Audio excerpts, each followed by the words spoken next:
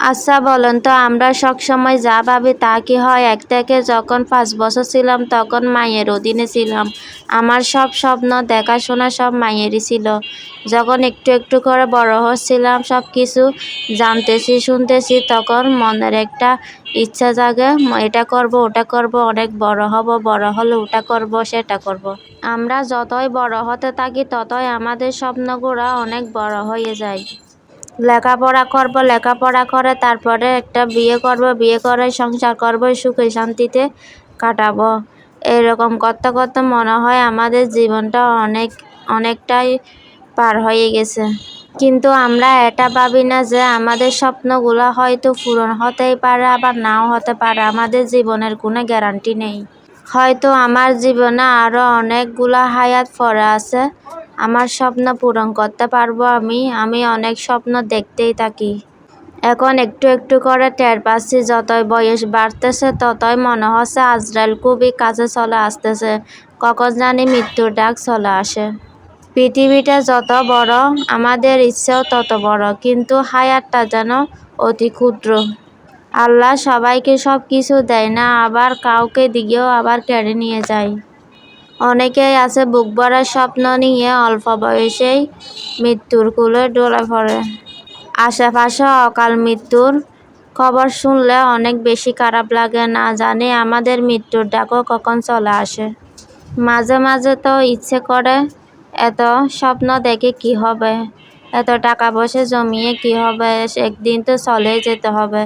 হয়তো সেই টাকাগুলো আমি নিজেই বুক করতে পারবো না, কিন্তু তারপরও জানি মনকে শান্ত করতে পারি না, কারণ এই যুগে কেউ কারো ভালো দেখতে পারে না। নিজের ভালোটাই নিজেকে দেখে নিতে হবে। যতদিন না বেঁচে আছি ততদিন নিজেকে কষ্ট করে চলতে হবে, নিজের ভালোটাই নিজেকে দেখতে হবে, কষ্ট করে হলেও নিজের পায়ে দাঁড়াতে হবে। অন্যের অধীনে থাকাটা অনেক বেশি কষ্টের। তাই আমরা সবসময় চেষ্টা করব সৎ পথে থেকে টাকা উপার্জন করার জন্য। কারো প্রতি কারো মনে হিংসা না রেখে সবাই সবাইকে সাপোর্ট করে সামনের দিকে এগিয়ে যাব, নিজের ছোটো ছোটো স্বপ্নগুলো পূর্ণ করার জন্য। অন্যের অধীনে টাকাটা কতটা কষ্টকর সেটা যে তাকে সেই বুঝে। একটা মানুষ যখন সুখে থাকে তখন সে 1000 বছর বাঁচতে চায়, কিন্তু যে মানুষ আপন মানুষের কাছ থেকে দুঃখ কষ্ট পায় সে 1 সেকেন্ডও বাঁচতে চায় না। এটাই হচ্ছে বাস্তব।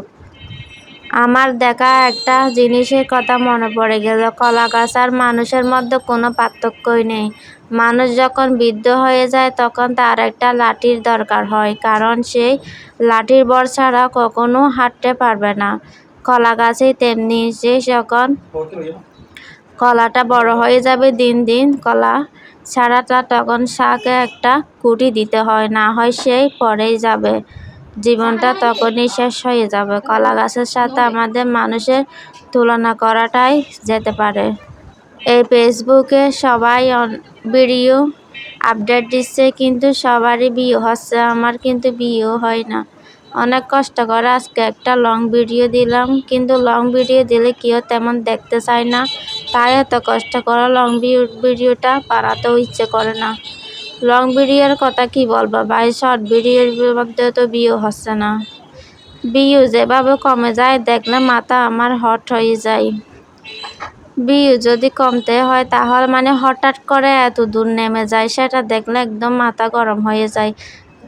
একটু একটু করে কমলে না হয় মনকে বুঝ দিতে পারতাম। যেমন ধরেন 10-এ আছে, একেবারে 0-তে চলে আসছে। 10 থেকে 9, 8 এভাবে যদি নামতো তাহলে একটু মনে শান্তি পেতাম, কিন্তু দেখি এখানেই উল্টো, অনেক বেশি কষ্ট লাগে এত কষ্ট করে ভিডিও করার পরও।